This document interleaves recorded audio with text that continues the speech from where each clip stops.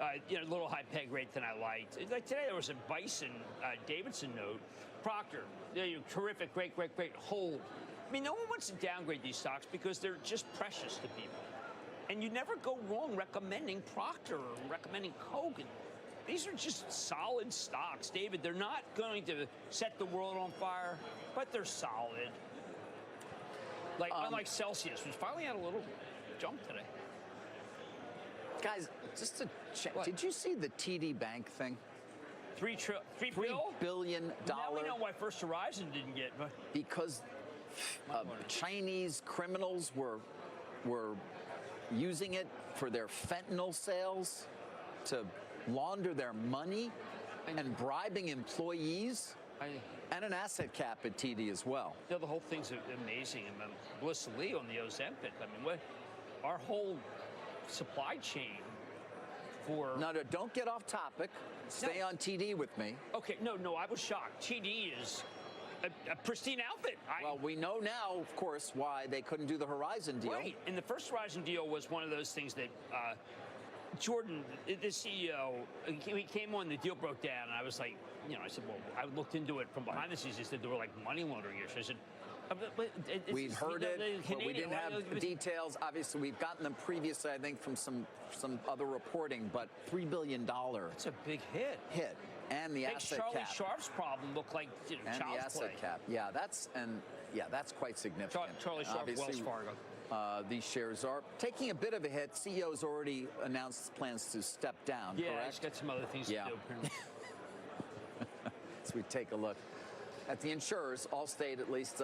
Remember I told you to buy Chubb? Yeah. Evan Greenberg. I mean, what do these people do? When these stocks, you know what they do? They go up. And then you see the CPI, it's still going up. Insurance and health insurance are the real issues these days. And yet we don't talk enough about it. No. How much health insurance is going up, how much regular insurance is going up. It's your biggest bill. Everyone knows that. It's a huge bill.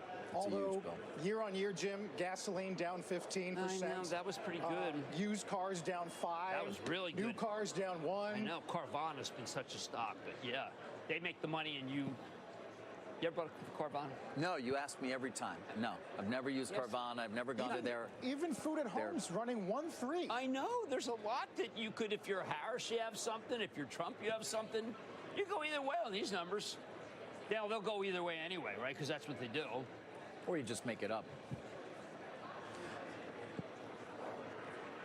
Right? Is that what, now you're accusing the government of falsifying economic data? Not at all. What I'm saying is that there's a lot of things that I think that have been said by one side in particular that are simply not true. I was a judge in The Apprentice. But truth is in the eye of the beholder at this point in this country. Meanwhile, but not here. We're all about facts because your money is at stake. And you care more about that than David Faber, on your side. Democracy.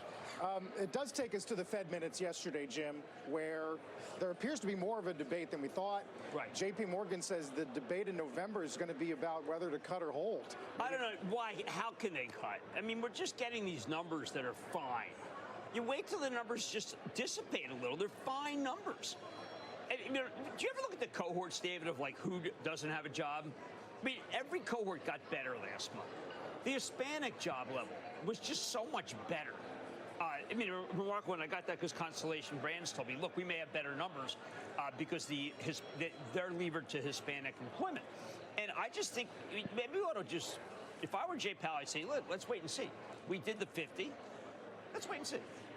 Meaning what? We skip the November meeting? Well, look, I had paychecks on. The numbers are pretty good for company formation. The travel leisure money, the travel money, the going out, dining, people are just going out. They're spending, instead of 2 drinks average per dinner, they're having 1.5. Got that really good stat. When you have a half a drink, are you splitting it with your partner? Is that, or your dinner mate? Is that what you're doing? No, it just kind of works out like that. I see. CrowdStrike's over 300, by the way. We noticed that. Yes. I was trying to pivot away from drinking? Yeah. Well, to your point, though, Jim, B of A's got some credit card data this morning, which they say would imply retail sales of 0.7 ex auto. That would be another healthy print. Yes. Look, things are good. Okay, are they as good as they were 6 months ago? No, but you have a gradual decline in inflation. Jay Powell would tell you, look, the rates are historically high, so we have to take them down over time. But there's no rush, is what I'm saying. There's no rush. And I thought the debate was kind of interesting, which is like, hey, let's not signal there's a crisis. There's no crisis. And previously, we had these very hurried rate cuts. It's because something's lurking, something's looming. No, it's not. It's not. No October surprise kind of thing. Yeah, historically, the Fed takes the stairs up, elevator down. Yes. It's interesting if they took the stairs down as well. I think they're taking the stairs. I think, David, a stairs approach is what we need. Where is the real weakness in the economy right now? Right now. I'm having a hard time coming up with significant weakness. There are obviously things that still are very upsetting to consumers, namely the price comparisons they still have in their mind from 3 or 4 years ago. The price of insurance, tickets? as you point out, which is such an important bill for so many people. Insurance is unstoppable. I mean, we're talking, what, 2.8% potentially GDP growth this year, right, Carl? Well, Atlanta's tracking 3.2 for this quarter. By the way, 17 months of wages outpacing inflation. Wages growing 4, inflation's growing 2.4. Yep. That's a tailwind. But we did have the North Carolina governor, Glenn Youngkin, saying that that's not really happening this morning. Squawk box. That things aren't as good. That the wages aren't. North Carolina, the North Carolina governor. No, Virginia, I'm sorry. Yeah, Virginia. yeah. It was a very North strange Carolina's interview. I'm sorry. No, I was thinking about North Carolina, Talking about that Youngkin. critical race. Youngkin it's in my head. They had two on. They had DeSantis and Youngkin. DeSantis really very score, important. but when you talk about Virginia, which is Dominion, by the way. Yeah, Virginia's economy has been amazing. It's fantastic. Yeah. You'd say, well, they're doing so well, but I guess they're not doing well because the Virginia governor said that things aren't that good. But this is apropos of what you were saying. Right. Where's the truth? What's the truth is what anybody wants it to be at this point. So. Well, what do you make of that? I'm just going to keep doing what I do, Jim. On your That's side. all I can do. You're so on our side. It's scary. No, look, I think anyone. I will be seen soon on local news as you're a consumer reporter. Yes, that's where Carl's got me going again. I just am very confused, Carl, because one candidate says we're doing great, and one says we're doing poorly. If you go to a sporting event, it costs so much money, we're doing poorly. If you go to the supermarket, you feel a little better. I mean, no, we don't measure ourselves every minute. I mean, we're just not like that. The insurance bill is what is insurmountable. Insurmountable. That's a great point. All right, I want to get back to activism if I can, guys. Which one? Do a little favor report. Well, we've been talking Pfizer. Now we're going to talk Air Products. Remember that one? Because it is now facing a two-front war against activists. D.E. Shaw, the $60 billion hedge fund that has succeeded in getting directors on companies such as FedEx and Exxon, amongst others, has nominated 3 directors to Air Products' board as it seeks to curb what it calls the, quote, high-risk capital allocation strategy undertaken by its CEO, Seifi Ghasemi. Sources familiar with the situation tell me D.E. Shaw has built an economic position in Air Products, shares equal to roughly $1 billion. They usually do it oftentimes through swaps, so it may not show up, but it's about $1 billion. That is similar in size to that of the other activists in Air Products shares. That's Mantle Ridge. More on that in a moment. In its initial letter to the company on September the 6th, D.E. Shaw cites what it calls a deliberate decision by the company to migrate its business further out on the risk curve, making its stock less attractive to investors looking for predictable returns.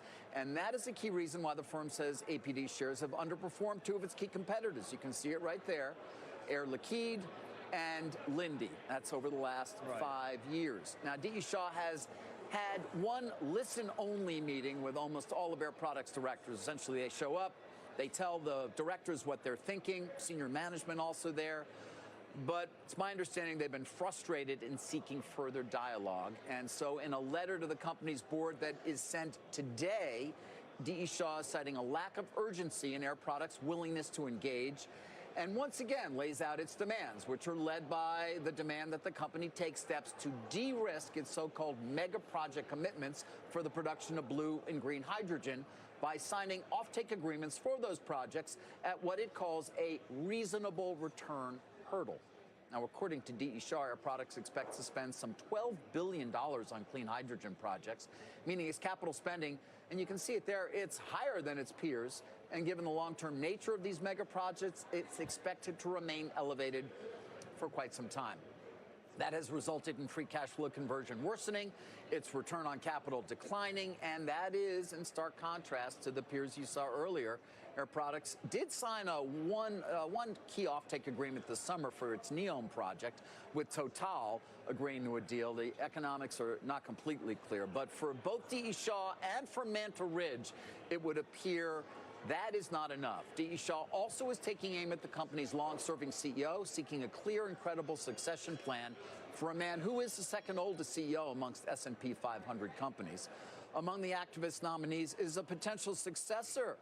I'm told Scott Sutton, he's the former chairman and CEO of Olin, is one of its 3 nominees. Air Products officials have had no comment on either of the activist campaigns that the companies face, and the company's directors did meet with Mantle Ridge's Paul Halal yesterday. Now, in contrast to D.E. Shaw's desire for 3 seats, I'm told Mantle Ridge is seeking to take control of the entire board of directors through a proxy contest. D.E. Shaw declined comment.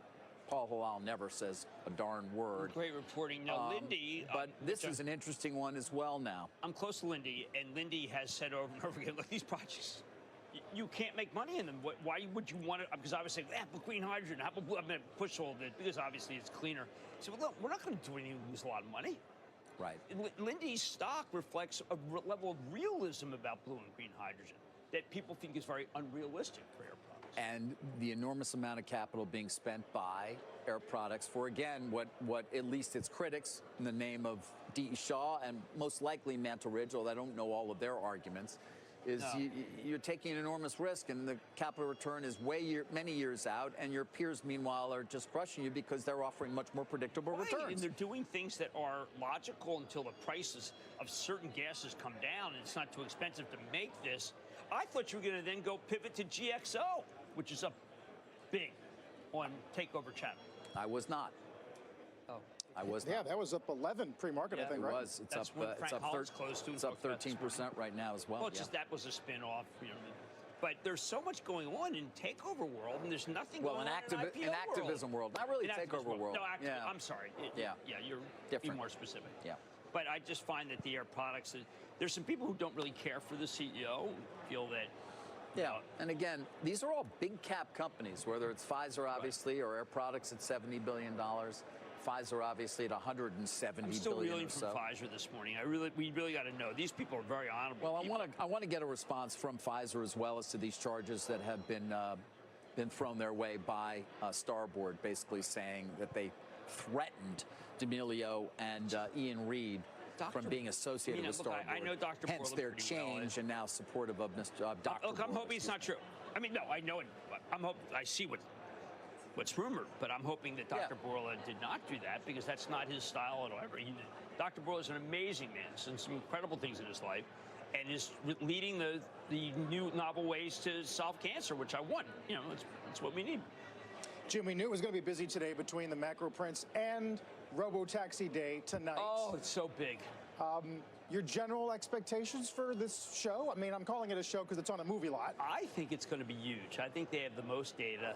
I think they have, there's 3 neural networks that you have to have. He's got 2 of them covered by his own chips and a 3rd covered by NVIDIA. And this is, you have to have the brain in the car, you have to have the brain in the supercomputer, and you need a brain that kind of tells you what to do. And he's got the 3 brains. He's the man with 3 brains. Musk has 3 brains. And I think that when you look at this, he's got the data that is so unassailable that I just think this thing is going to happen so much faster than people. You didn't think that for a while. I think it's going to happen so much faster. Autonomous, 5 years. Major cities. Maybe not New York, because New York's really hard to get around. Yeah, New York, nobody will ever let you make a turn anywhere if you're an autonomous car. They'll just keep walking because you're not going to. Well, that's the problem. Yeah, so you'll just. Unpredictable behavior, people saying hi, people texting. Not to mention the bikes going the wrong way against red lights. I mean, come on. Well, but You'd probably rather have them on a bike than in a car. Who? Us, regular people, just because of the congestion that they take away from the city. Yeah, I guess. I see in Paris today the number of bikes now outpaces the number of cars. I think Does it really? Yes. The bike, yeah, but if you walk, I mean, it's dangerous out there, Carl. We live in a dense urban environment. We do, but I'm not expecting somebody to be coming the other way on a 500-pound moped in the darn bike lane, running the red light the wrong way. But Musk's neural network will detect that. Eric Adams has got plenty on his plate right now. Unfortunately, I don't think this is high up on his list. But. It does have a lot on his plate. Well, we do have EV Go, Jim. Highest since, well, it's going to take you back to mid-23 on this MOU on a next-gen charger. He said, look, they're trying, it's the 8-minute barrier, people keep telling me. 8 minutes. They got to get one more minute off. BP really backed away from EV chargers. It's a very difficult thing. The chargers, what do you do while you're waiting? That's the thing. I mean, Marathon Pete had these, stores, can you really spend 8 minutes getting a Celsius? What do you do? Crossword puzzles? There's an opportunity there. What? For what to do? To entertain people, Candy take Crush. advantage of it, send them ads. My wife does Candy Crush while I'm talking. How you doing? How you doing on that? There's Candy Crush while I'm talking. Never played it. Yeah. Played it. Hopefully we compress the time that you spend at the charger. I just read. That's what we need to do. Yes. Read. I just read. The only Reed I know used to be the CEO of Pfizer. Meantime, Dow's down 100. Watch bonds today as well. It's busy. 30-year note auction at 1, and then a ton of Fed speak. Cook this hour, Barkin, Williams, and Goolsby with us at 10:10. Stay with us.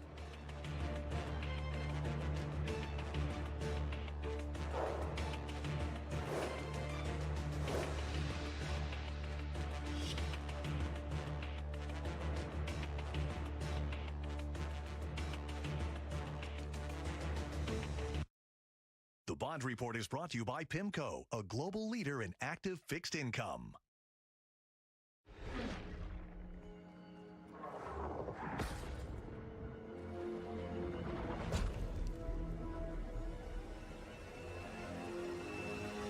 What took you so long? I'm sorry. There was a long line at the Thai place. You get the sauce I like? Of course. You're the man. I wish. The future isn't scary. Not investing in it is. NASDAQ 100 Innovators, 1 ETF. Before investing, carefully read and consider fund investment objectives, risks, charges, expenses, and more in prospectus at Invesco.com. 20 million people annually end up in intensive care units and require mechanical ventilation. Now, Inspira Technologies, a NASDAQ company, symbol IINN, is developing a new technology that could disrupt the $19 billion mechanical ventilation market with an innovative life support system that elevates and stabilizes declining oxygen saturation levels without a ventilator. Inspira Technologies, stock symbol IINN. In today's volatile markets, you must learn to trade options. Hi, I'm John Najarian, and this is my brother Pete. Our new book, It's Not an Option, can teach you to become a successful options trader. And we'll send you a copy for free. Look at the return on options. Most stocks can't even compare. Relying on just buying and holding stocks in this market? It's not an option. To claim your free copy, go to itsnotanoption.com now. That's itsnotanoption.com. Thinking about retirement? Would you like to have retirement income that you can count on for the rest of your life? How about up to 33% more income? Call this number to get this free book, Annuity Do's and Don'ts for Baby Boomers. This book is filled with valuable information, uncovering little-known secrets to help you maximize your income in retirement. And it's free. Retirement income you can count on starts by calling for this free book. As a bonus, we'll also rush this annuity rate report, also absolutely free. Annuity National researched numerous products and summarized the rates and benefits of annuities from foremost insurance companies like Nassau Life and Annuity. Call for both these free books. Annuity National, retirement income you can count on for the rest of your life. Call now. For your free books, call 800-211-4470. That's 800-211-4470. 800-211-4470. Breaking bank earnings, JP Morgan, Wells Fargo, BlackRock, market reaction and analysis, plus the latest inflation data. Stay ahead of the market. Squawk Box, tomorrow 6 a.m. Eastern, CNBC. Watch Apple today. Jefferies doubles down on their earlier downgrade, says they still believe demand indications for the 16 remain weak. Delivery lead times in Chinese cities and major U.S. cities, they say, continues to weaken. The other news is in the Journal, this piece about China detaining some Taiwanese employees at a Foxconn iPhone factory. The argument there, Jim, is that sort of eroding the confidence that any kind of stimulus would give you. Yeah, I saw that and I said, geez, I've been one of my arrows in my quiver of why I felt that people are underestimating Apple is the China turn. So I saw that. It's kind of chilling. Yeah. We'll get Stop Trading with Jim in a minute. Dow's down 85. Honey? But the gains are pumping. Yeah, the market's closed. Futures don't sleep in the after hours, bro. Dad, is Mommy a finance bro? She switched careers to make money for your weddings. Ooh, penny stocks are blowing up. Sweetie, grab your piggy bank. We're going all in. Let me ask you, for your wedding, do you want a gazebo and a river? I don't... What's a gazebo? Something that your mother always wanted and never got. Or you could give these different investment options a shot. The right money moves aren't as aggressive as you think. I'm keeping the best. At PGIM, finding opportunity in fixed income today helps secure tomorrow. Our time-tested fixed income suite, backed by over 145 years of risk experience, helps investors meet their goals. PGIM Investments, shaping tomorrow today. Is it me or is work not working? At least, not the way it could work. Your people are buried in busy work. You might be thinking, can AI make it all work? It can. On the ServiceNow platform, AI transforms your entire business. Because when your people work better, everything works better. So, let's get to work. Idris Elba works here? Yeah, he's super nice. The delta of paper is equal to the partial derivative of rock with respect to rock, paper, scissors. Think like a trader? Join the club, genius. Tasty Trade. CNBC's Changemaker List. Women innovating, redefining leadership, and transforming business. Do you know someone who could make the next list? To make your nomination now, go to cnbc.com/changemakers. Today, where you work isn't as important as how you work.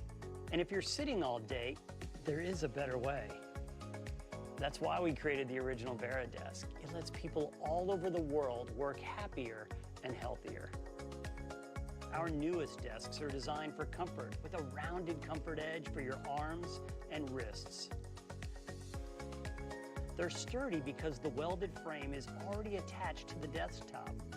They assemble in minutes thanks to the patented leg system. And VeriDesks are backed by an industry-leading lifetime warranty, so it's the last desk you'll ever need to buy.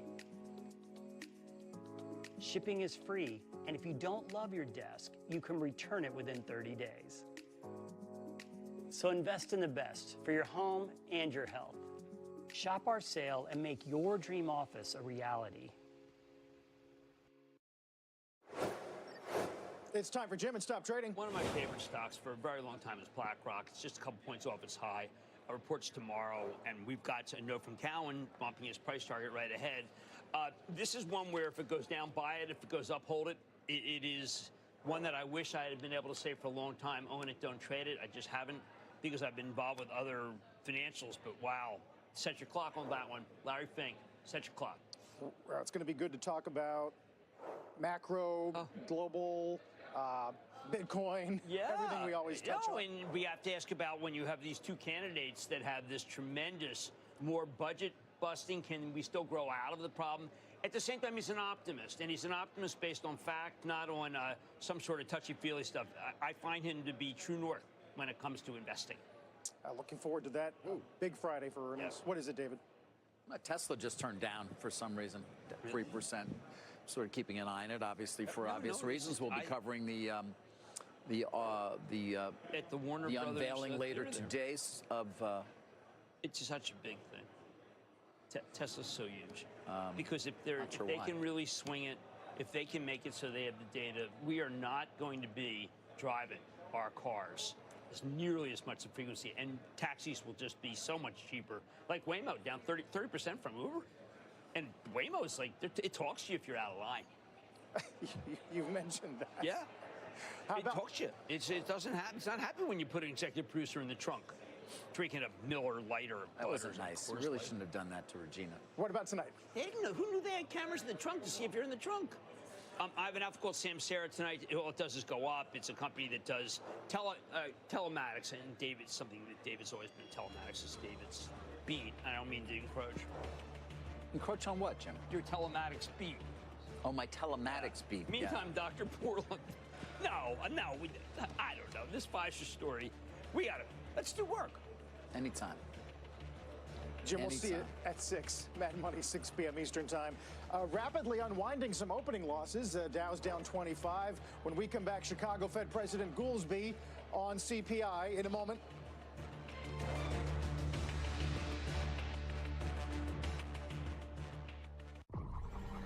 Golf putt, normal distribution. Reduce speed, increase standard deviation for a wider angular strike. See the angles others don't? Join the club, genius. Tasty Trade. When you're looking for answers, it's good to have help. Because the right information at the right time may make all the difference. At Humana, we know that's especially true when you're looking for a Medicare supplement insurance plan. That's why we're offering 7 things every Medicare supplement should have. It's yours free, just for calling the number on your screen. And when you call, a knowledgeable licensed agent producer can answer any questions you have and help you choose the plan that's right for you. The call is free and there's no obligation. You see, Medicare covers only about 80% of your Part B medical expenses. The rest is up to you. That's why so many people purchase Medicare supplement insurance plans like those offered by Humana. They're designed to help you save money and pay some of the costs Medicare doesn't. Depending on the Medicare supplement plan you select, you could have no deductibles or copayments for doctor visits, hospital stays, emergency care, and more. You can keep the doctors you have now, ones you know and trust, with no referrals needed. Plus, you can get medical care anywhere in the country, even when you're traveling. With Humana, you get a competitive monthly premium and personalized service from a healthcare partner working to make healthcare simpler and easier for you. You can choose from a wide range of standardized plans. Each one is designed to work seamlessly with Medicare and help save you money. So how do you find the plan that's right for you? One that fits your needs and your budget. Call Humana now at the number on your screen for this free guide. It's just one of the ways that Humana is making healthcare simpler. And when you call, a knowledgeable licensed agent producer can answer any questions you have and help you choose the plan that's right for you. The call is free and there's no obligation. You know Medicare won't cover all your medical costs, so call now and see why a Medicare supplement plan from a company like Humana just might be the answer. I knew it. I thought something is different about my man. It's Blue Chew. Blue Chew. Blue Chew? Blue Chew. Blue Chew. Blue Chew. Blue Chew. Blue Chew. You've done it again. First on CNBC, from AMD's Advancing AI event, CEO Lisa Su. A look into the chipmaker's AI strategy. John Fort, Morgan Brennan, closing bell overtime. Today, 4 p.m. Eastern, CNBC. Don't miss a members-only event. The club is really about empowerment, empowering you to manage your own money. Join the CNBC Investing Club to access Jim's monthly meeting. Go to cnbc.com/monthly meeting.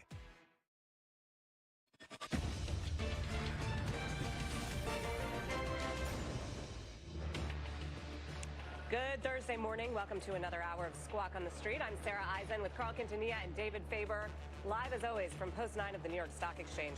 Take a look at stocks giving a little back today after a record close yesterday. The S&P off about 1/3%. What's working today? Well, you've got some sectors green, like energy, utilities, materials.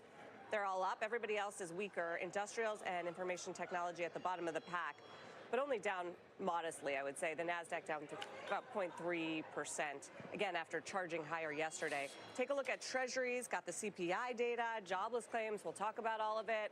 Mixed picture, 10-year yield, still above 4%. 2-year yield, still just below that 4%. That's kind of where we've been. 30 minutes into the trading session, here are 3 big movers we're watching. Look at Delta. It's on the move, down but off the lows after earnings missed estimates. Guidance also disappointing investors. And CEO Ed Bastian expecting consumers to hold off on travel plans around the presidential election. Tesla down ahead of its big event. Elon Musk set to reveal its robo-taxi prototype tonight at a widely anticipated event in California. We're going to have more on what to expect later on the show. Stocks down a little more than 2%. And then NVIDIA named a top pick into earnings by Goldman Sachs after a strong start to October. The stock's up nearly 10% on the month, on pace now for its best month since June.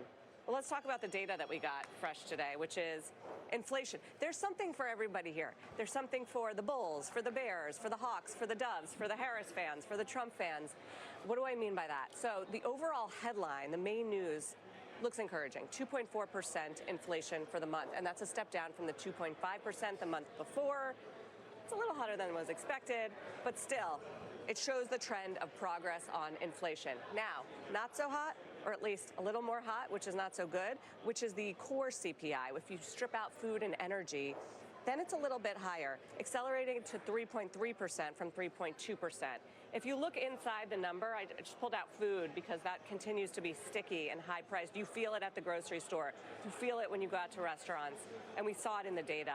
Shelter, though, at 0.2 is a good news. It's an encouraging sign because it's a lower price rise that we've seen in the cost of housing and shelter, and only a 0.3% rise in that policy-sensitive owner's equivalent rent series. So that's good. But, you know, mixed bag. Here's some of the biggest CPI contributors in terms of monthly growth. Apparel was an interesting 1.1% move higher. But the rest of it comes in services, and that's really still the problem here. Services are running hot. Goods prices, not so much. Services overall, a 0.4% gain on the month. No surprise, the biggest losers, or at least decliners in terms of prices, energy, and that's why that overall number went down. What do you make of all of it as far as what does it mean for the Fed? Well, here's high-frequency economics. Headline and core prices continue to decelerate on trend. The latest data point bucks the trend, but does not negate it. So we're watching it. Yeah. And guys, importantly, this is going to be the last CPI number before the next Fed meeting on November 7th. And also, you know, we've got that big jobs report. We'll get some more data before the next Fed meeting, but don't expect it to be clean, because now we're going to have the impact of Hurricane Helene and Hurricane Milton, and so the data is going to be a little fuzzy, and the Fed's going to have to look through that. So we had the big jobs report. Now we have the CPI. The consensus is this doesn't do anything to mess with the expectation of 25 basis point cut in the next meeting, and then 25 after that, which is where we were set up before the CPI. Although now 22% odds of no cut in November, and the JP Morgan note, as we mentioned last hour, says the debate in November is not going to be about 25 or 50, but whether to cut or hold at all. We were all over this. We've been talking about this idea of a pause and a hold, because some of the Fed members are talking about patience. Fed Chair Powell, last time he spoke publicly, said we're not in a hurry. However, the consensus still is that they're going to go at every meeting. You know, the minutes were kind of illuminating yesterday. This was the notes from the last Fed meeting where they went 50, surprised a lot of people, including us at the table. Here's a quote that I picked out. Several participants noted that a 25 basis point reduction would be in line with gradual path of policy normalization that would allow policymakers time to assess the degree of policy restrictiveness as the economy evolved. But they went 50, and they only had one dissent, which is just interesting because I think that the minutes pointed to a bigger split than expected in terms of who wanted 50, who wanted 25. Why do I keep dwelling on this? Just because the Fed's reaction function is so key for investors to figure out what the Fed does next, and this was a surprise. People say, oh, maybe they did it for political reasons. I don't think they did. You know, the Fed really tries to separate itself from politics. That's not the implication here. It's just, it was a curious move, especially if all the data's come in strong afterwards, Carl, and now the market's starting to raise odds of a pause. Speaking of all this, we do have a very big interview coming up today with Chicago Fed President Goolsbee in just a few moments. First, though, let's get the latest on Hurricane Milton, which, as you know, did hit Florida last night as a powerful Cat 3, hammering the state, several inches of rain, powerful winds, storm surges, and tornadoes. NBC's Marissa Power joins us from St. Petersburg today. Hey, Marissa. Hey, Carl, good to be with you. So we were riding out the storm in Tampa. We finally just made our way to St. Petersburg, which took a little longer than it normally does. Some of the roads were a little difficult to traverse through. We know the bridges just reopened connecting Pinellas County, where we are right now, to the surrounding areas. But some of those roads, we're definitely seeing a lot of water on them because we saw a heavy rain event. But I want to step aside to show you what I'm seeing behind me. So this is St. Petersburg. This was a big concern yesterday. We reported on the concern about those cranes roads in St. Petersburg with those wind gusts, if they would be able to withstand the wind gusts. Well, what you're seeing is the aftermath of one of them that came tumbling down. Now, thankfully, we are hearing there were no reports of injuries, no reports of fatalities here. We're working on collecting more information, but again, you can just see the debris scattered around the street there. Obviously, this has all been closed off to public traffic, and on the other side of the camera, a lot of onlookers taking pictures of this. And guys, this is sort of what we're seeing around here is people gathering around, even though officials are asking people not to take to the streets because there's a lot of debris on the streets. There's down power lines, down trees.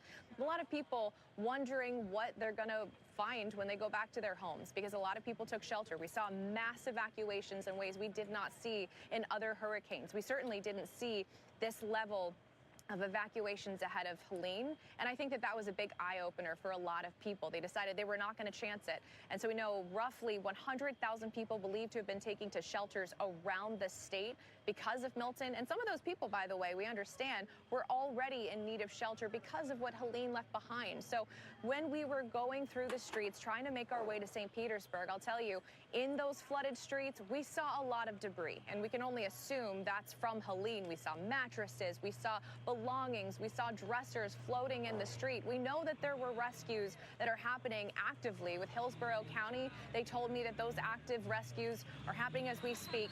And in terms of fatalities, we know of at least 4 fatalities in St. Lucie County where that tornado touched down. And we know there was a tornado outbreak yesterday. So, Carl, I will tell you now, we are in the process of trying to figure out just the extent of the damage here on the ground, but that's what we're seeing so far. Yeah, the governor telling us this morning, Marissa, that the tornadic activity was surprising in this storm. Several tornadoes, and as you point out, some of them lethal. Marissa Parra of NBC, thank you. Let's talk a bit more about the hotter than expected inflation print today and the weaker jobs print and where the Fed goes from here with rates. Our Steve Leisman has a special guest. Hey, Steve.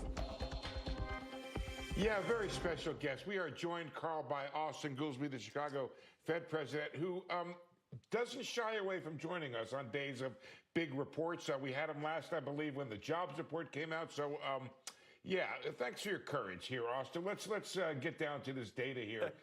CPI, I don't know, a little bit on the higher side, on the hotter side, mildly so anyway. Your reaction to that, combined with the pop-up in claims that we saw this morning? Yeah, look, Steve, every time we talk, I always say, let's not get worked up out of one report. These are noisy series. Inflation came in around what people were expected. There was improvement on the housing front on inflation that was masked a little bit by deterioration on the goods front. But the overall trend is what's important, not the day-to-day fluctuations. And the overall trend over 12, 18 months is clearly that inflation has come down a lot and the job market has cooled to a level which is around where we think full employment is. And we'd like to get both of them to stay kind of in the space where they are right now. And that's what I'm thinking about. That's what everybody's thinking about when we're trying to set policy. Also, when you talk about setting policy and kind of looking through the data, are you still in a process here, or will you be over the next, say, several meetings in a process here of trying to use the word that the chair has used, recalibrate policy to take account for the prior decline in inflation? In a way, it depends what the definition.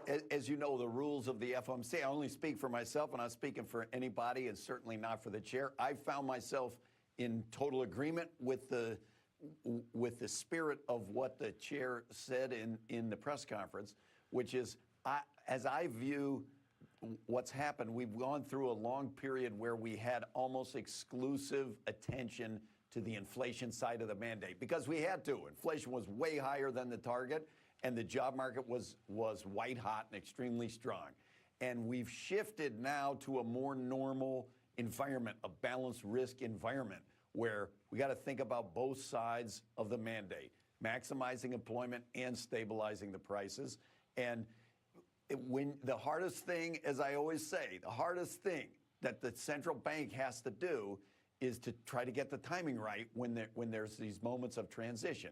And so, to me, it's been a series of close call type meetings, and there'll probably be more close call type meetings. But we get to meet every 6 weeks precisely because we want to get it right and not get too far ahead or too far behind.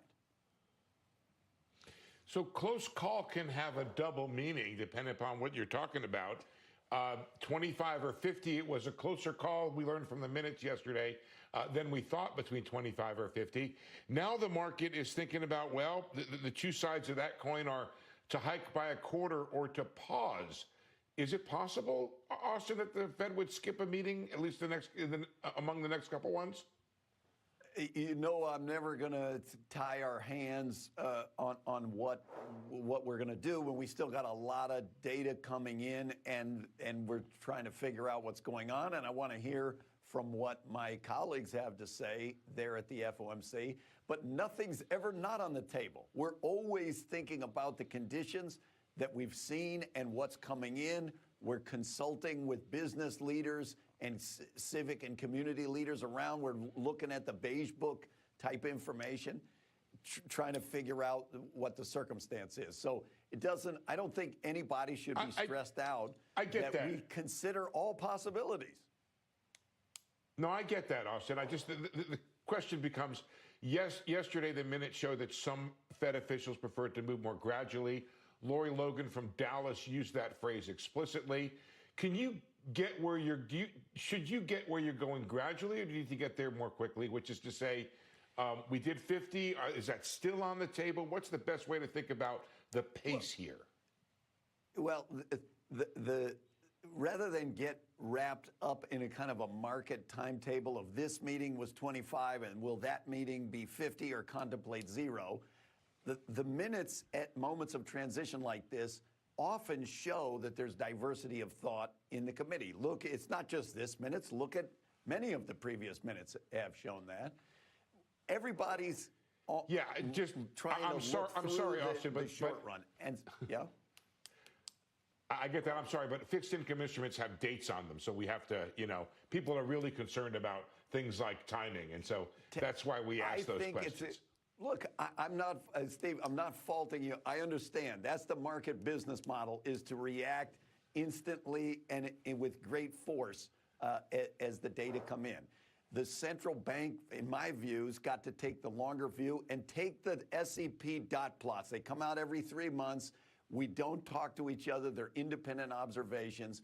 It's clear that the vast majority of the FOMC in the dot plots believes that over the next 12 to 18 months, conditions continue to slowly and gradually improve to something like target, and rates gradually come down a fair amount to something well below where they are today. That, to me, that's by far the most important thing, rather than is this 0, 25, or 50 in the next couple of weeks. I'll ask it a different way. Go ahead, Sarah. Sorry. It's Sarah. Hi, President Goolsbee. Hi, Sarah. Hi. Since your last meeting, when you did a 50 basis point cut, the unemployment rate has come down to 4.1%. Wages have come up to 4%. Services activity also accelerating in September to almost 55. And the Atlanta Fed GDP is now estimating 3.2% growth for the third quarter. So if you are truly data dependent, what does that lead you to believe you should be doing? I mean, you cherry-picked numbers. We also got an increase in the unemployment claims. We also saw progress on the inflation side on housing. We saw deterioration on the goods side on inflation. So there are a lot of cross currents. Data dependent does not mean that we should base the monetary policy decision at the next meeting on what the last month's data show. And that's what I just want to emphasize. We got to take a longer through line to figure out what's going on. And we want to be both forward-looking and taking account of the conditions that we got in. It's as simple as that. Yes, but not, and you know where I stand here, but not to be too backward-looking, but I think still some people are scratching their heads about why you went 50 at the last meeting, given this economic backdrop. I know there's a lot of progress on inflation, but it sort of blurs the reaction function a little bit, because when I think 50, I think, okay, you did that during COVID. You did that during the financial crisis. Like, you do a double when you're really worried about something. Well, Sarah, the meeting before that it's literally just 60 days before we get a single jobs reading that was decidedly negative. And on this very network, we have people saying the Fed is far behind and should cut by 150 basis points by the next meeting. So I just want to caution everybody, let's settle down. When one month's numbers come in, that's not what we should be basing the monetary policy on. We should be basing it on the long arc.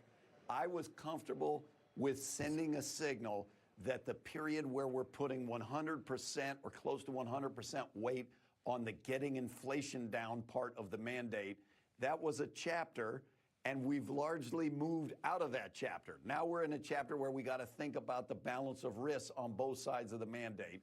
And if you're close between 0 and 25, and then at another meeting you're close between 25 and 50, and then at another meeting you're close between other things, there are no fractional cuts. So let's take it in a totality over a longer period. Yeah, Austin, just to follow up on Sarah's question there, a big part of when you appeared with us last time was risk to the employment mandate side of the mandate. And what happened in the last report was not only were you higher above the estimate of a big number, 250, you revised up the prior 2 months. So I think one way to get at understanding your thinking for our viewers here, Austin, is lay out the risks for us as you see it. Do you have the same kind of concerns that you had about the employment mandate that you had when you met with us last time? Did the jobs report from September change that risk at all? Lay out the risk to inflation. Are you still concerned, by the way, about inflation being a little bit higher than the target? Yeah, I mean, look, our job is to be concerned about everything. As we get numbers that illustrate, if they continue to illustrate that unemployment is not deteriorating, it is kind of stabilizing at a steady state full employment level, that will relieve some of my concerns about what the dangers are. That as I described back then, the question is, can we hold here at a something like a neutral full employment rate, or are we going to crash through that as might have happened in previous business cycles? And that's the thing that I'm trying to wrap my head around. And the more numbers come in, like the jobs number last month, and it's not just unemployment and payroll reports. Let's keep our eye on the vacancy to unemployment rate. Let's keep our eye on the quit rate and the hiring rate, and a lot of measures of the job market. If they're stable, I'm going to be less concerned about that. Austin, I appreciate that. Here's a question, though. You did not bring up this phrase that's been out there, this notion of passive tightening, that if you don't adjust rates, that you essentially get tighter because inflation has fallen so much. How much does the idea of undoing or avoiding additional passive tightening animate your view on policy over the next several meetings? On the next several meetings, less than, I've been talking about that idea of passive tightening. Yeah. That we set the rate high and we held it there for more than a year as inflation came down. So that was tightening. Now, as the Fed has been moving, the passive tightening is not as relevant, is not as big a component. And like I say, I just refer you to the SEP dots. There's a big majority of people saying they see conditions slowly settling down at steady state kind of levels on unemployment and inflation. And the big outlier that is not yet anywhere close to where it's supposed to settle down is on rates. So over a 12 to 18 month period, I think we're going to gradually, whatever word you want to use, move to a more steady state. We're trying to freeze the dual mandate performance basically exactly where it is right now. That would be a very good outcome. So I think the passive tightening is less relevant in a world where the inflation has already come down almost fully to target, and the rates are coming down more to match that. Okay, Austin, thank you very much. I'll speak for Sarah and the crew and say we really enjoy your coming on, especially on days like this, to chat this stuff through with us. Thanks very much, Austin. Great to see you again. Yeah, it's better All than right, just guys, hearing back us to you. talk about it, hearing a Fed member. Thank you very much, Steve Leisman. As we head to break, here's our roadmap for the rest of the hour. Tesla CEO Elon Musk gears up for his big unveil tonight at the highly anticipated robo-taxi event. Will it be enough to move the needle on the stock, which has been underperforming over the past 2 years? Don't look now, but it's earnings season. The big banks get ready to report first, and that starts tomorrow. We'll get you ready. 3 million without power in Florida as Hurricane Milton leaves a trail of destruction. We'll talk with the CEO of Tampa Electric about the race to get power back online.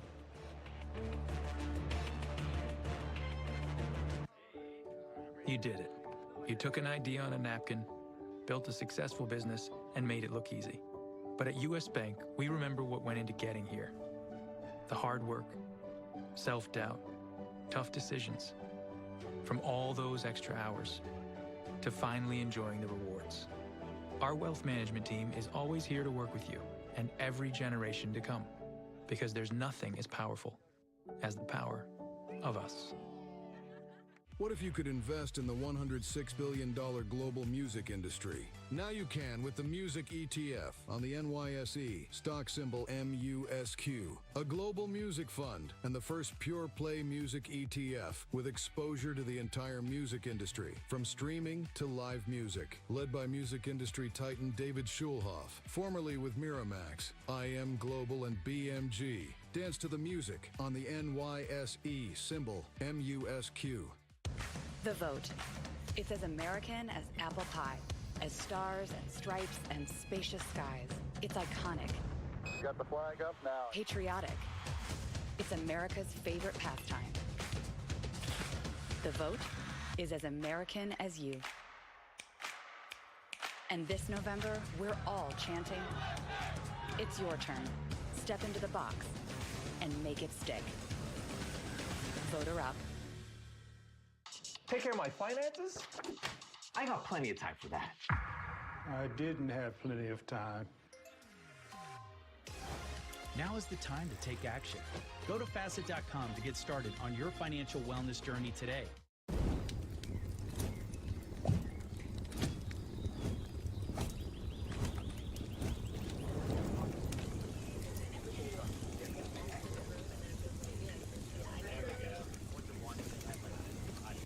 It's lunchtime, and Gary is double booked.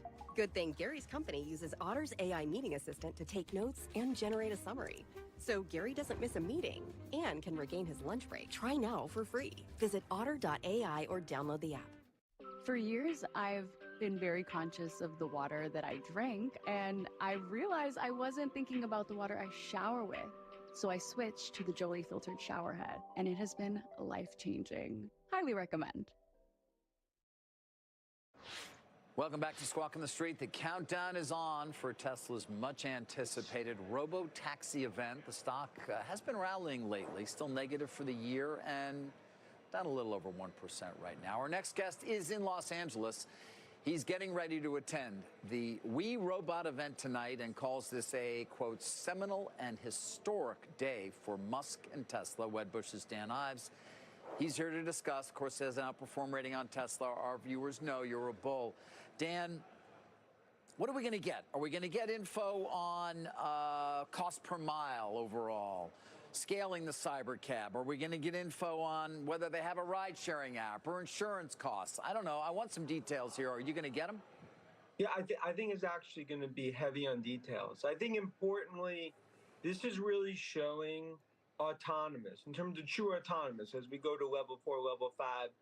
This is really going to be a game changer for Tesla. And I think they're going to show on Cybercab and the rollout, I think by the end of next year, this is something within certain cities that will be, ultimately a reality. And I think when you actually start to go through per mile and you look at miles driven, I think from a fleet perspective, even relative to what we see with Waymo and everyone else, I think it's a new chapter for Tesla.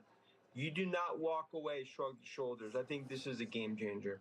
You do. All right. So do you think you're going to walk away with enough information to put a model together, a discounted cash flow model or something based on your own assumptions in terms of where this thing goes, that you can start to come to a number in terms of per share as to what it's going to mean for the company? Yeah, I mean, to me, it's really, okay, what's the timetable? Now, clearly, obviously, some of the promises in the past have not worked out here. I think we're talking not just by the end of next year, but what's the ramp over the next few years, 3 to 4 years? What could that mean in terms of for the fleet? 6 million cars out there, potentially 8 or 10 over the next few years. What ultimately does that mean? This is pure margins.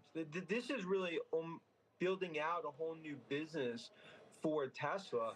And I think we could be looking at something based on our math, 3, 4 years out. This could be 20, 30% overall profits.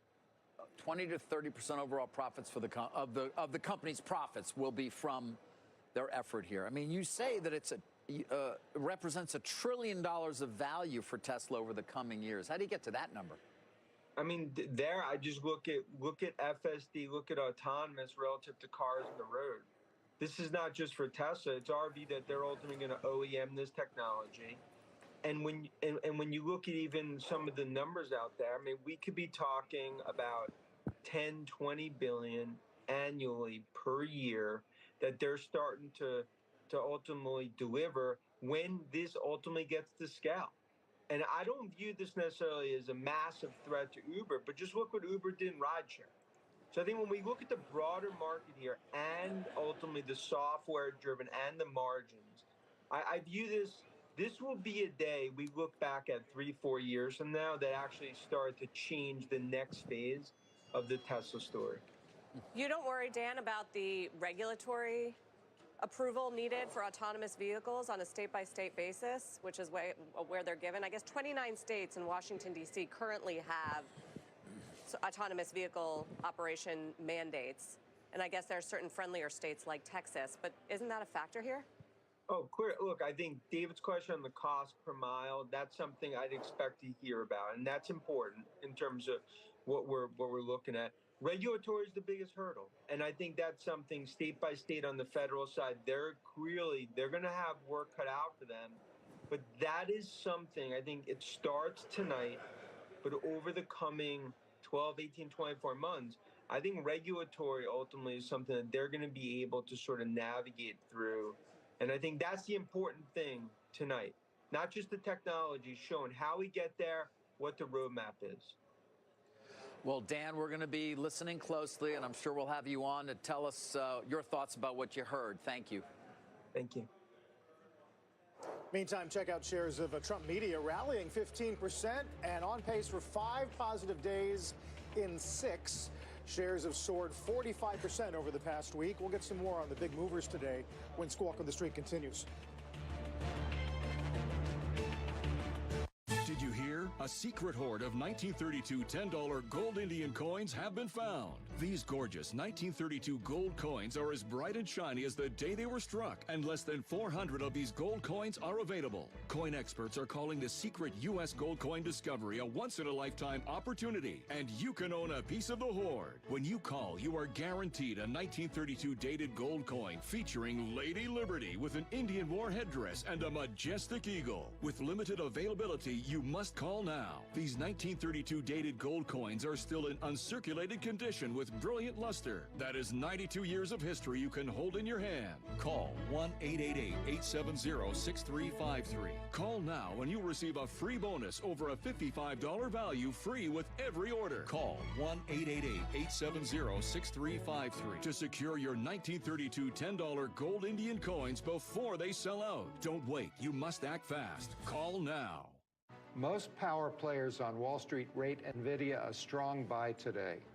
Yet why are so many legendary investors quietly ignoring that advice and instead selling the stock hand over fist? Every billionaire on your screen has recently sold NVIDIA. Some have offloaded millions of shares. In fact, hedge funds are quietly selling all of their tech stocks at the fastest rate we've seen since 2016. My name is Mark Chaikin. During my 50 years on Wall Street, I helped build 3 indexes for the NASDAQ. That means I know how to recognize these signals from the tech market and exactly what they mean for you and your money. I explain everything in my new free market briefing, including the truth about what's going on with NVIDIA today and the specific stock I recommend you buy instead. Simply visit the website below to get the details. 100% free. At Capital Group, our active ETFs are meticulously crafted, seeking to endure the ups and downs of the market and make a difference at the core of a portfolio. Which has a nice sound to it, doesn't it? Capital Group, actively different, active ETFs. They say, Lauren, what's the secret to a long, sustained relationship? It's Blue Chew. Blue Chews. Blue Chew? Blue Chew. Blue Chew. Blue Chew. Blue Chew is an online subscription-based service that sends these affordable tablets directly to your home. No one even has to know. This thing is something special. Scan the code, shop the tech. Tuesdays, 9 Eastern, CNBC. We need to hide. Why? Because it's coming. We're terrified. Terrified's a pretty good place to start.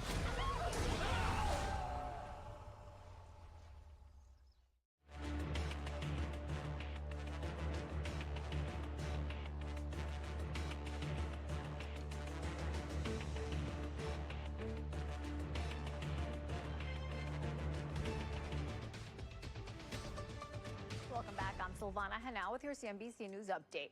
Palestinian officials say nearly 30 people were killed in an Israeli strike at a school turned shelter today in Gaza. Now, the Israeli military called the attack a precise strike on terrorists who had a command and control center embedded in the school. Next year's Social Security increase will be the smallest in 4 years. The Social Security Administration set the cost of living adjustment in 2025 to 2.5%, which will average about $50 more to each monthly benefit check. The increase is based on consumer price growth in July, August, and September. But Social Security advocates worry it's not enough to keep up with prices and are pushing for a new way to calculate the adjustment. And tennis legend Rafael Nadal announced his retirement today. The 22-time Grand Slam championship said it was a difficult decision, but said he hasn't been able to play without limitations these last 2 years, which have been plagued by injuries. The Spanish star says he will play his final match in November's Davis Cup. David, I'll send it back to you. Thank you. Yeah, a wonderful champion, Rafa. Thank you, Silvana. New developments in Starboard's activist campaign at Pfizer. The former CEO of Pfizer, Ian Reid, and the former CFO, Frank D'Amelio, have issued a statement through Guggenheim, actually, that they are now fully supportive of CEO Albert Bourla. That is an abrupt change, or a significant change from just last weekend. The two had reportedly been in touch with board members, urging them to support certainly elements of Starboard's campaign. And this morning, we get a letter from Starboard saying, or at least claiming, that according to them, it's people within Pfizer and or their representatives who've contacted Mr. Reid and Mr. D'Amelio and purportedly threatened to commence costly litigation, claw back prior compensation, cancel unvested performance stock units unless they publicly release a statement supporting the current CEO, Dr. Albert Bourla. Have not heard from Pfizer, have reached out to their representatives to get some sort of a comment in terms of these latest charges from Starboard. But Sarah, as I think we noted at the time, the association of both Mr. Reid and Mr. D'Amelio, who really haven't stepped down from the company that long ago, was unusual to say the least. Especially because Bourla was his successor that he put in place. Correct. And D'Amelio had been there for so many years. It's not something you often see. Now, Nelson Peltz did have a former CFO at Disney who was part of his effort when he was an activist at that company, but that was many years prior. This was just the previous administration. And so I do know that many at Pfizer were incensed at the idea that these two would be doing that. They clearly have backed down. Whether or not they were in some way coerced into doing so, well, you heard from Mr. Smith at Starboard. I don't know where the truth lies. One question I have is how much of this campaign do we know centers around Albert Bourla and getting new management? Because it's not fully clear. I mean, clearly Starboard is critical of some of the decisions around costs and discipline. What does it think about the CEO, and is that the primary issue here? I think it's a great question. I don't know the answer as well. I think it's part of it. The sense I got, it was not necessarily the central issue. To your point, it's more on the cost side, although they have undertaken significant initiatives in terms of cutting costs, right-sizing the company for what is the current revenue stream as opposed to what they had anticipated given the huge bump up they had in revenues. So, you know, it's not the easiest thing to undertake activism at companies like this, of course, where you really are betting in part on new products and new drugs fueling a surge in revenues and profits that will be years down the road. Game-changing, life-changing kind of R&D decisions and drugs. There were some reports that Bourla was meeting with Starboard. I believe he is scheduled to meet with them. I think it's next week. Yes, I think it's next week. If he's getting attention at the highest levels, that could be a sign that maybe they can work something out. That's a to be continued, I guess. Sure is. Still to come on this show, more than 3 million people losing power after Hurricane Milton lashed Florida. We're going to get a fresh read from the ground with the head of one of Tampa's biggest electricity providers on the challenge ahead. Stay with us. Do you see yourself enjoying a comfortable retirement like these folks? As I remind our clients, you get what you plan for. You may have a retirement plan in place, but are you sure it's the right one for you? Creating a plan with Fisher Investments gives you the confidence your money can last through retirement. We'll shape your plan to meet your unique goals, needs, and lifestyles so you can enjoy the retirement you dream of. Take it from legendary money manager Ken Fisher. You don't have it coming to you unless you plan with this. 3 indispensable guides to help you achieve the comfortable retirement you deserve. Call 1-800-446-7711 for the 3 guides that show how much you'll need to retire, ways to create income, and help answer your retirement questions. Call for your free guides. 1-800-446-7711. Fisher has answers, and our fees are structured so we do better when you do better. If your portfolio is $500,000 or more, call us today. Call 1-800-446-7711. These bills are crazy. She has no idea she's sitting on a gold mine. Well, she doesn't know that if she owns a life insurance policy of $100,000 or more, she can sell all or part of it to Coventry for cash, even a term policy. Even a term policy? Even a term policy! Find out if you're sitting on a gold mine. Call Coventry Direct today at 800-476-0100 or visit coventrydirect.com. You're a small business owner. You don't have time to waste. That's why you go to Biz2 Credit for funding. Our simple application makes it easy to get fast financing. Time for funding? It's time for Biz2 Credit. Ever worry that you're drinking too much? Take back control with Or Health. Or Health provides access to medication proven to help. A daily pill to drink less, or to quit drinking altogether. Qualify for treatment at orhealth.com. All right, team, saddle up. I want Q1 full index reports at my desk by noon. Are you getting any of this? Yep, Otter's got the meeting notes. I'll ask it for action items in the channel. And Maria already asked for a budget reminder. Smart. Got it? Got it, boss. Otter, you got this. Small steps, like a tap, a new part of your routine, or a moment for you, can come together to make big changes for your weight loss, hair loss, anxiety, and more. Get a personalized treatment plan 100% online at forhers.com. That's a Harry's, the razor with a first name. For people who want to start their day feeling smooth and soft, thanks to 5 sharp blades and a lubricating strip with aloe for as low as $2 a blade. Harry's, available in stores and online at harrys.com/shave.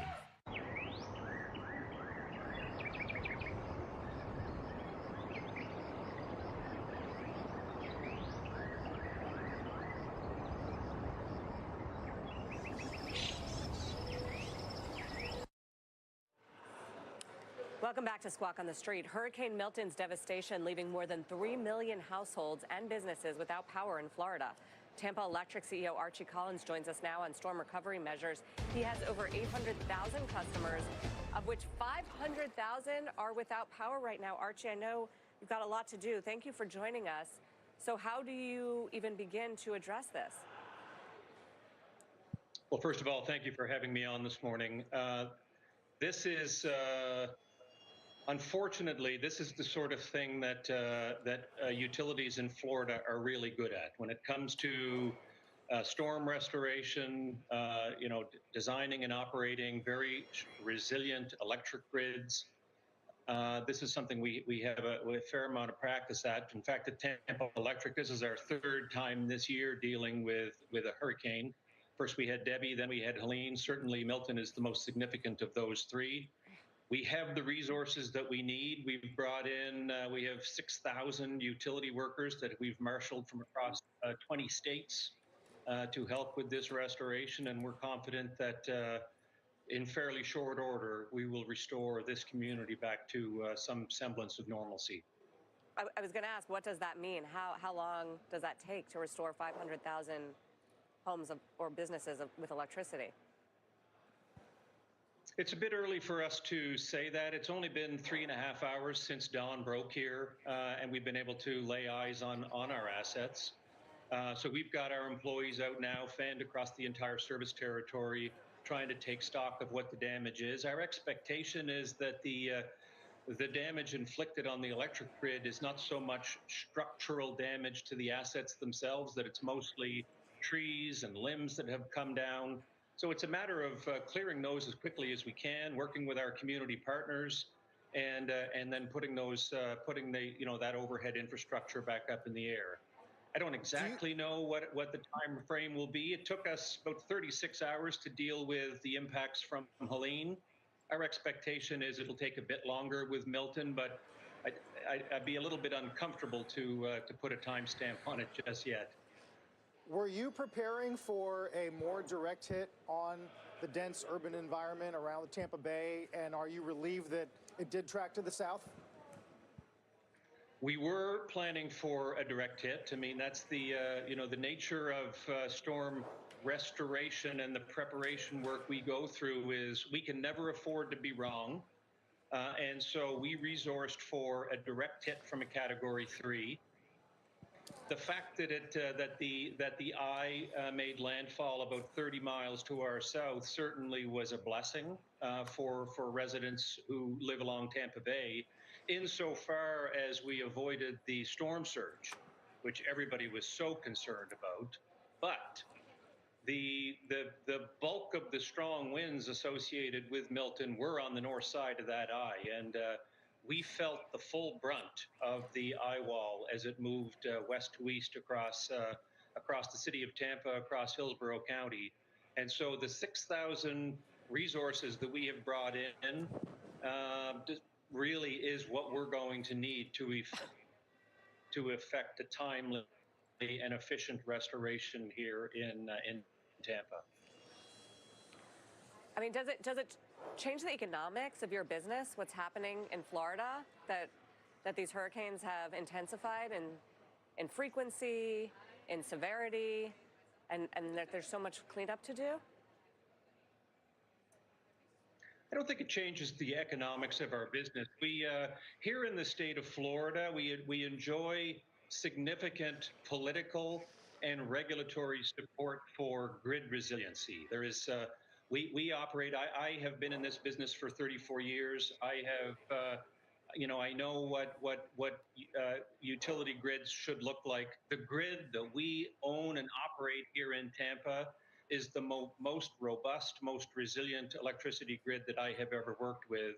So we enjoy good support. We have regulatory mechanisms to quickly recover the costs, the incremental expenses associated with recovery from a storm like this. So no, not expecting that it changes the economics of our business in a meaningful way. Well, we wish you a lot of luck and hope you can restore people's power as safely and efficiently as possible. Thank you for joining us to talk about it, Archie. Thank you so much. Archie Collins, CEO of Tampa Electric. After the break, financials are trading at fresh highs as the big banks get ready to report earnings tomorrow and into next week. We'll help get you ready next. And still ahead, next hour, former NEC director and former Goldman Sachs president Gary Cohn joins us with reaction to this morning's inflation number, plus his outlook for policy and the presidential election. That's on Money Movers. Don't go anywhere. Squawk on the Street will be right back with the Dow down 111.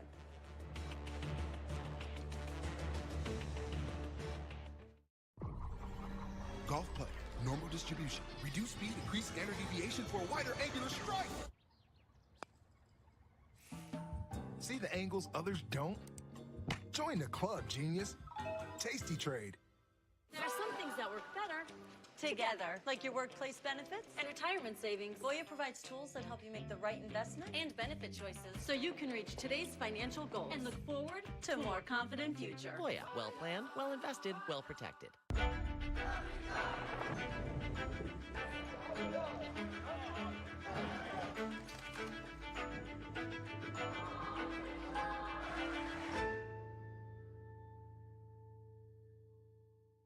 Here on the internet, you can pretend to be anything. Like an elderly man's bank. Or an expert plumber. Don't trust the unfiltered internet. Angie has 30 years of experience finding the best pros. Angie, job's done well. It all started with a small business idea. It's a pillow with a speaker in it. That's right, Craig. Pulling in the perfect team to get the job done. I'm just here for the internet. AT&T, it's super fast. You locked us out? And when we were thrown a curveball, we had everything we needed. Is the internet out? Don't worry, we have AT&T internet backup. The next level network for small business. I sold a pillow. Want to jumpstart your side hustle? Learn the skills to earn passive income online with CNBC Make It's new online course. Expert advice, real-life success stories. Register right now at cnbcmakeit.com/passive income. Want a first look at market-moving trends and trades? Get tomorrow's big stock stories delivered to your inbox tonight when you subscribe to Stocks at Night, a free investing newsletter from CNBC. Sign up now at cnbc.com/stocks at night. Today's hotter than expected read on the consumer price index could have an impact on the pace of future interest rate cuts from the Fed. One trader thinks expectations have gotten ahead of themselves and is looking at a strategy to capitalize on that disconnect. Tune into our Market Navigator segment later on today, Power Lunch, 2 p.m. Eastern Time. Trading at Schwab is now powered by Ameritrade, giving traders even more ways to sharpen their skills with tailored education. Get an expanding library filled with new online videos, webcasts, articles, courses, and more. All crafted just for traders. And with guided learning paths, stacked with content curated to fit your unique goals. You can spend less time searching and more time learning. Trade brilliantly with Schwab. Ever worry that you're drinking too much? Take back control with Or Health. Or Health provides access to medication proven to make it easier to drink less, or to quit drinking altogether. Qualify for treatment today at orhealth.com. You're a small business owner. You don't have time to waste. That's why you go to Biz2 Credit for funding. Our simple application makes it easy to get fast financing. Time for funding? It's time for Biz2 Credit. Earnings season beginning tomorrow. The big banks first to report their results. We're going to hear from J.P. Morgan and Wells Fargo, while Bank of America, Citi, Goldman, Morgan Stanley, they all follow in quick succession. Leslie Picker's here at Post 9. She's got more on what we should watch out for, fresh off an interview with J.P. Morgan's COO. So what are we looking for? Yeah, so there's this overarching question mark surrounding earnings about how banks will perform in this environment, one with a steady economy and faster rate declines. So far, though, the uncertainty has been beneficial, with the financial sector at a record close yesterday, off a little bit today, but market rates have been gaining despite the Fed's decision in September to cut 50 basis points, and that helps alleviate some of the downward pressure on floating rate loans that you might otherwise see in a cutting cycle. And the fact that this cutting cycle is happening because inflation is coming down and not because of a recession bodes well for things like capital markets and that rebound thanks to lower financing costs for M&A transactions. It's against this backdrop that investors will be focused on net interest income, the profitability metric for loan making. At an industry conference in mid-September, J.P. Morgan President and COO Daniel Pinto said NII expectations were too high at the time. That spooked the market a bit and sent the industry lower. I asked him in our sit-down yesterday whether the gap between expectations and reality has since been closed. The reason why we passed that message to the market because we saw that the analysts were a bit too optimistic on what to expect based on what the rate curve was showing at the time. So I think that deposits have stabilized too. So, but we saw that NII at the time was a bit too high in their expectations. So now they have adjusted some of it. So you think that the expectations are now more acceptable? They are more reasonable in line what we have, what I mentioned at Barclays, yeah. I also asked him about succession, given that CEO Jamie Dimon calls Pinto his hit-by-the-bus successor. In other words, if there is an emergency, he would slide into that role. Pinto says he enjoys his current role, while noting they're testing a group of leaders that could one day be very capable of succeeding Dimon. You can catch the full interview on CNBC.com, guys. You'll be all over the calls in the morning? All over the calls in the morning. Yes, getting good night's sleep tonight.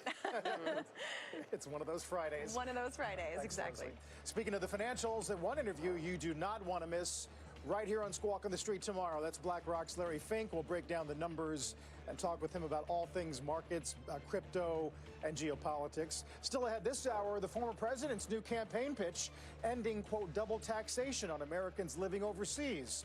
When we're back in a minute.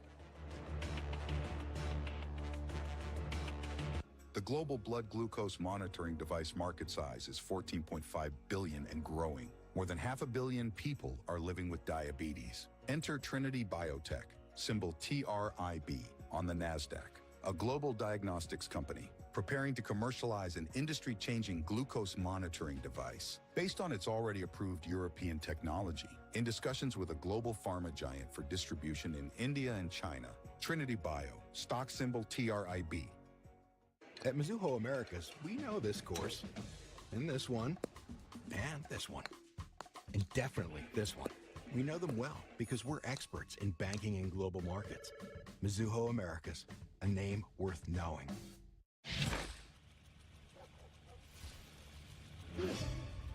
Time to move? Make it easy with Open Door. Sell your home in any season for any reason. Start your move at opendoor.com. As a contractor, I do think that TimberTech Vintage is one of the closest to wood lookalikes. You know, we've seen all kinds of decks out there, and if you actually look at this product and you see it installed, it looks fantastic. This is the cream of the crop when it comes to decking. It's a beautiful deck board, and you don't have to maintain it, and what they've done with the variegated color pattern really brings a lot of character to the deck as well. We find a lot of flexibility with house colors. There's always something that somebody can find in this lineup that works for what they're looking at. Breaking bank earnings, JP Morgan, Wells Fargo, BlackRock, market reaction and analysis, plus the latest inflation data. Stay ahead of the market. Squawk Box, tomorrow 6 a.m. Eastern, CNBC. Did you hear? A secret hoard of 1924 $20 gold double eagle coins have been found. These gorgeous 1924 gold coins are as bright and shiny as the day they were struck, and less than 200 of these gold coins are available. Coin experts are calling the secret U.S. gold coin discovery a once-in-a-lifetime opportunity, and you can own a piece of the hoard. When you call, you are guaranteed a 1924 gold double eagle struck at the iconic Philadelphia Mint. With limited availability, you must call now. These 1924 dated gold coins are still in uncirculated condition with brilliant luster. That is 100 years of history you can hold in your hand. Call 1-888-324-9109. Call now and you'll receive a free bonus, a $75 value free with every order.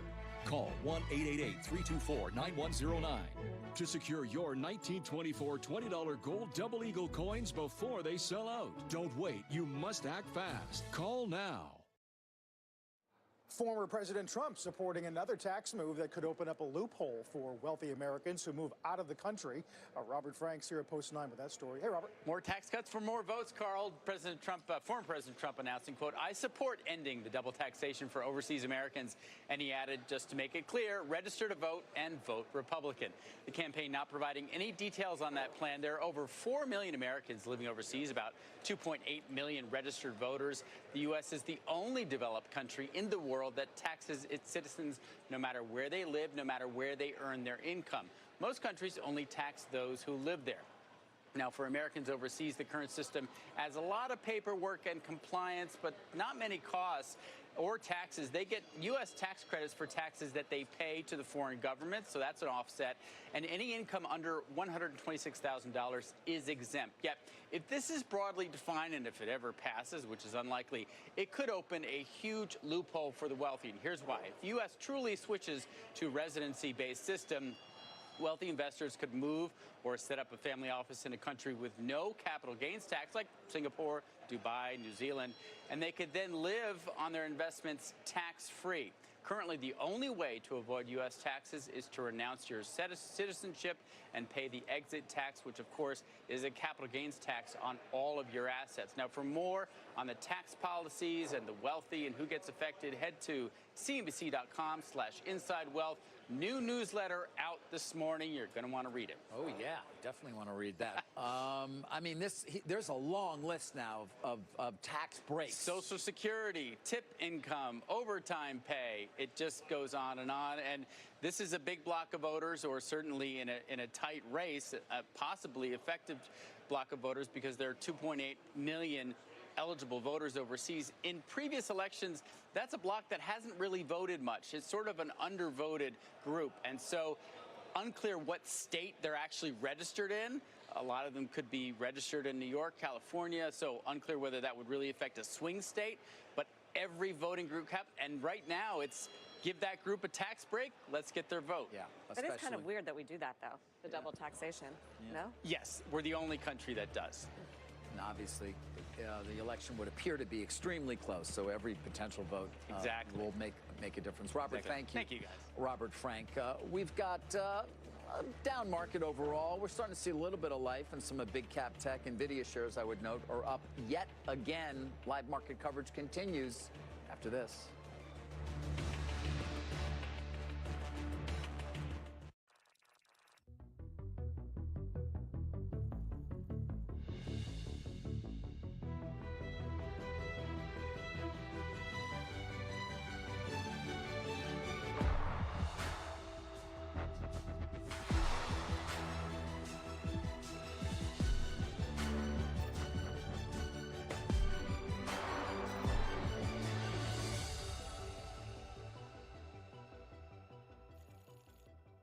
Tax-smart investing today helps to build a stronger tomorrow. At PGIM Custom Harvest, our unique direct indexing approach seeks to help investors achieve better after-tax outcomes. PGIM Investments, shaping tomorrow today. Today, competing priorities demand your attention. But what matters most for your business? EY brings together experts who understand your unique challenges. It's all about unlocking shareholder value and creating opportunities for your people and your clients. We are tracking trends, investing big in emerging tech, and leading with real-time insights to deliver real results. If you have a great strategy, that's half the battle. But success is going to come from great execution. EY, from strategy to execution. In 1990, an expert in the sales and distribution of entertainment products founded a company and grew it into one of the largest physical media and entertainment product distributors in the world. Alliance Entertainment on the NASDAQ, stock symbol AENT, a global distributor of vinyl records, CDs, movies, video games, collectibles, consumer electronics, and retro arcades. 2024 revenue over $1 billion. Alliance Entertainment, we bring entertainment to you. Listen, I might not be a relationship expert, but I do have some hacks. They say, Lauren, what's the secret to a long, sustained relationship? It's Blue Chew. Blue Chew. Blue Chew? Blue Chew. Blue Chew. Blue Chew. Blue Chew. Blue Chew, baby! Blue Chew is an online subscription-based service that sends these affordable tablets directly to your home. No one even has to know. Except for me. But I'm not going to tell anyone.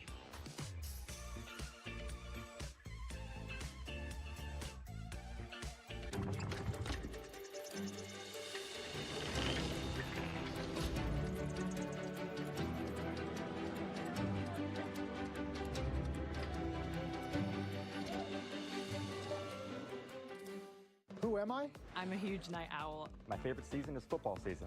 I'm a journalist. Me encantaría hacer un safari en África. My creative outlet is journaling. I'm Carl. I am all that I am. Hispanic heritage, celebrating all that we are.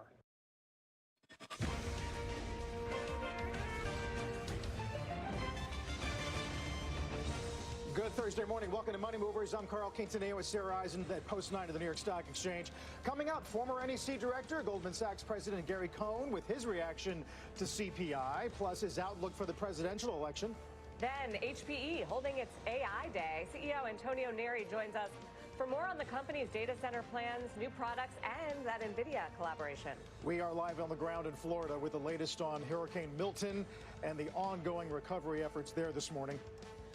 Take a look at stocks this hour. So we're giving a little bit back after a run to record highs yesterday. The S&P is down 1/3%. Kind of benign inflation data. 2.4% is your headline. That's better than the 2.5% that we got last month, and a little bit hotter on the core number and on some of the monthly figures. So stocks aren't doing a whole lot, down 1/3 because technology and industrials and healthcare are the weights right now.